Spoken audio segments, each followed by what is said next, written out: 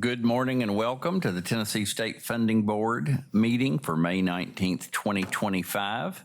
I will call the meeting to order, noting the presence of a physical quorum. First on the agenda today, I will ask Sandy, have we received any requests for public comment? No, Mr. Chair, we have not received any requests for public comment. Thank you very much. No public comment. Next on the agenda today, we have consideration for approval of minutes from our April 10th, 2025 meeting. Members, I hope you took time to review the minutes and the packets provided to you before the meeting. Is there a motion or a second for approval of the minutes? We have a motion and a second for approval of the minutes. Any comments, questions, or changes? Seeing none, all those in favor of approving the minutes as submitted, please respond by saying aye. Aye. Aye. Any opposed, like sign? The minutes are approved. Next on our agenda today, we have a report from the Department of Economic and Community Development for the approval of funding for a couple of, it looks like 2 fast-track projects.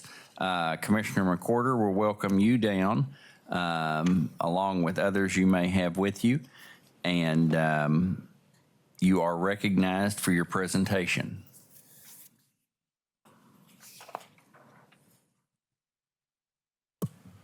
Good morning. It's good to be here on a good Monday morning. I'm Stuart McWhorter. I have the pleasure to serve as Commissioner for the Department of Economic and Community Development. On my right is Alan Borden, Deputy Commissioner, and on my left is Allison Crystal with our Finance and Budget team. So I'm going to hand it over to Allison. She's going to give us the financial report. Thank you. You're recognized. Good morning. As follows is the Fast Track financial report. Our previous Fast Track balance as of the last meeting was $634.9 million. New appropriations amount to $26.3 million. Newly deobligated funds, $18.7 million. Fast Track funds transferred from Fast Track, $250,000. Fast Track grants approved greater than $750,000, $19.2 million. Fast Track grants approved less than $750,000, $953,000. Fast Track administration, $685,000. For an adjusted Fast Track balance available of $658.9 million. The total committed amount is $508.1 million for an uncommitted Fast Track balance of $150.7 million, with a percent committed of 77.1%.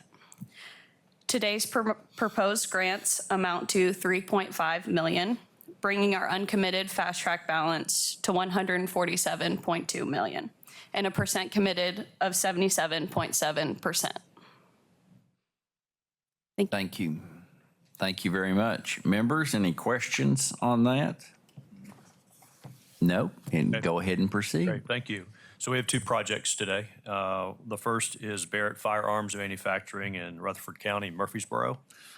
Founded in Murfreesboro in 1982, Barrett Firearms Manufacturing is a Tennessee-based firearm and ammunition manufacturer. In 23, the company was acquired by Niowa, a global firearms, weapons, and munitions company headquartered in Brisbane, Queensland, Australia. The estimated 250,000 square foot Barrett Manufacturing and Technology campus will serve as the company's primary global firearms manufacturing site and will offer employees a cutting-edge campus environment, housing state-of-the-art manufacturing, a corporate office, and other major operations. Additionally, this is exciting. Additionally, Niowa will be, the parent company intends to locate its U.S. headquarters at the facility upon completion. Barrett Firearms Manufacturing has committed to create 183 net new jobs and make just over a $76 million capital investment within the 5 years, and will have an average hourly wage of $31.05, which compares to the county median wage of $20.23 an hour. Fast Track Economic Development grant funds will help offset expenses such as new building, construction, and acquisition of real property for a total of $2 million. The second project, another exciting project, is Hyosung Company, HEICO company in Memphis and Shelby County. Subsidiary of South Korean Hyosung Heavy Industries. Hyosung HYCO is a U.S.-based manufacturer of large power transformers serving utility industrial customers across North America. Since proudly establishing its first domestic production facility in Memphis in 2019, the company has remained committed to strengthening the American power grid and communities through local manufacturing, job creation, and reliable energy infrastructure solutions. Hyosung plans to expand operations at its transformer manufacturing facility. The company's current operations are 360,000 square foot in size and located on a 200-acre site adjacent to both rail and water. Hyosung HYCO Limited Company has committed to create 123 net new jobs representing just over $50 million of capital investment within 5 years. The company has an average hourly wage of $29.04 compared to the county median wage of $21.47 an hour. Fast Track Economic Development Grant funds will help offset expenses incurred in new building construction for $1.5 million. And that completes my report.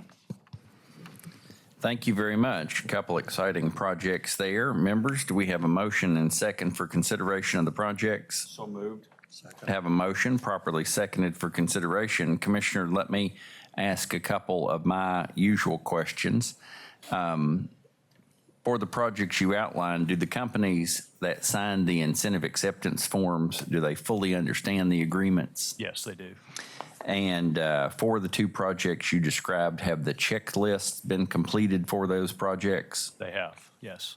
And for both of those projects, do they include accountability agreements which provide protections to the states, or to the state in the event the entities cannot fulfill their end of the deal? Yes.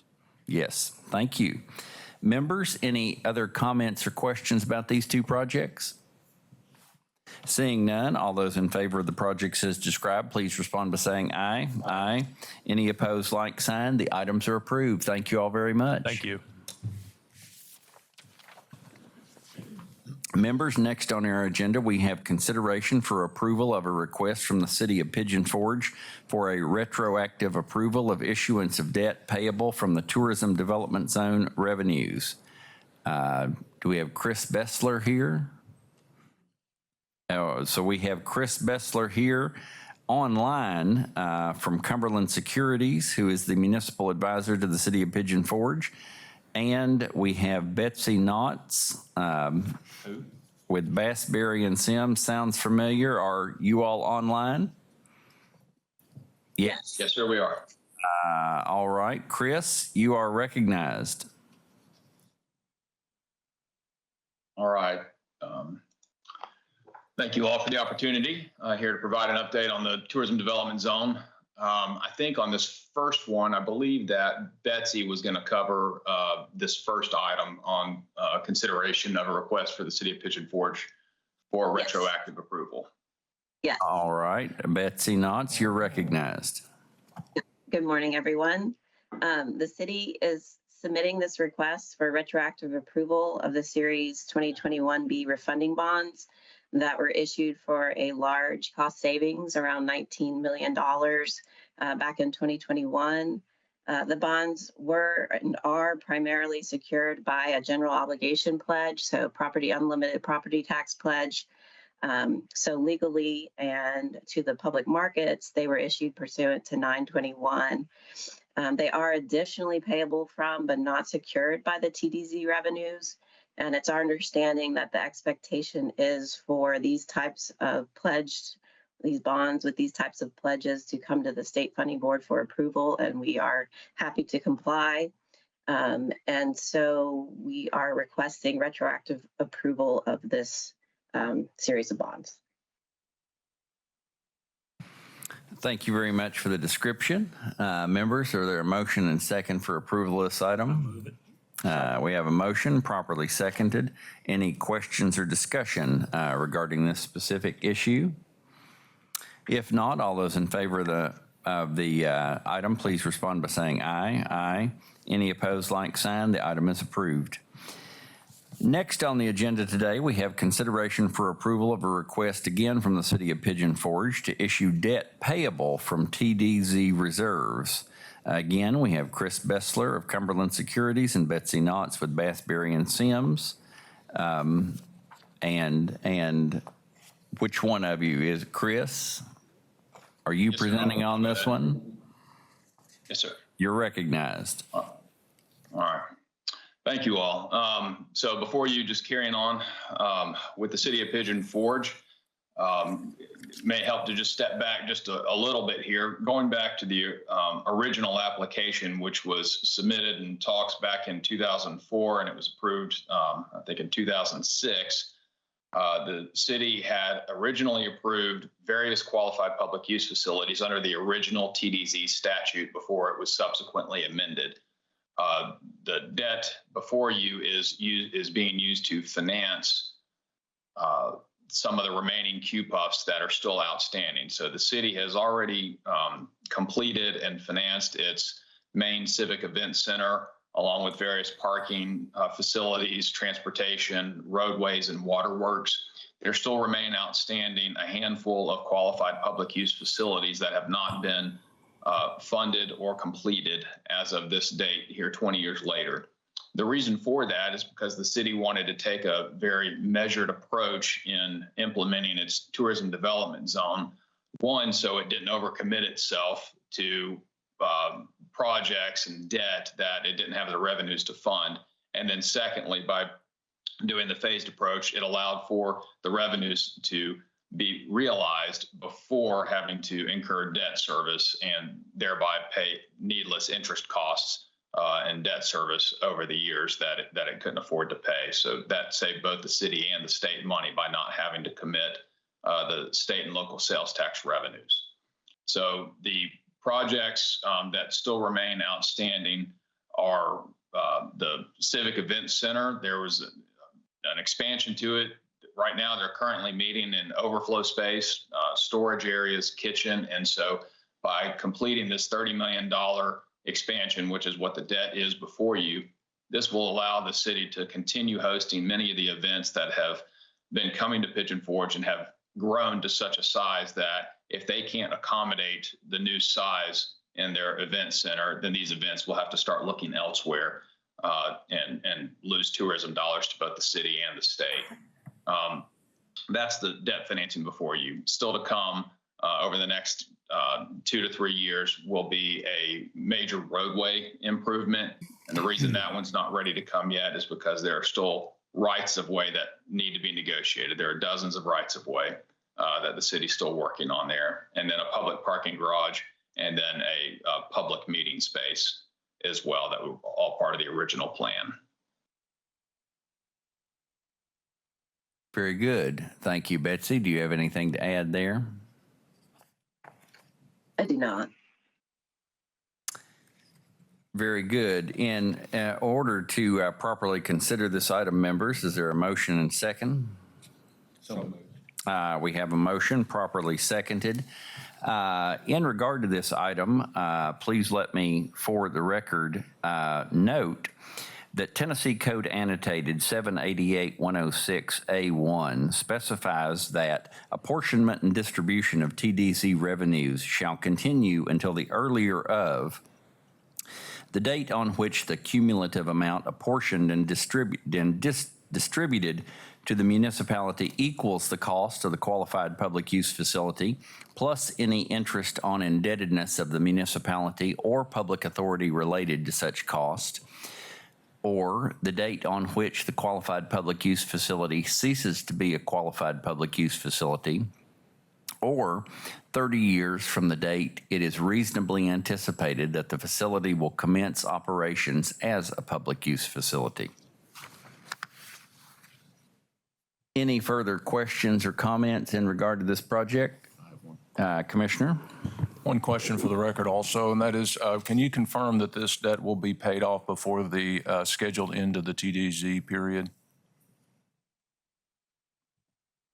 While we can't necessarily confirm that it will be paid off beforehand, it is fully the intention to have enough revenues to pay it off. So the goal would be to collapse it as soon as we have enough revenues that we've received that can pay off the cost of the projects plus interest to do so. Right now, based upon current revenue estimates, we anticipate this happening sometime around 2030 to 2031, which would be prior to the anticipated 30-year date of 2035. Okay, I'm sorry. So does that mean that the amortization schedule that you're working off today goes until what? Shows payoff when?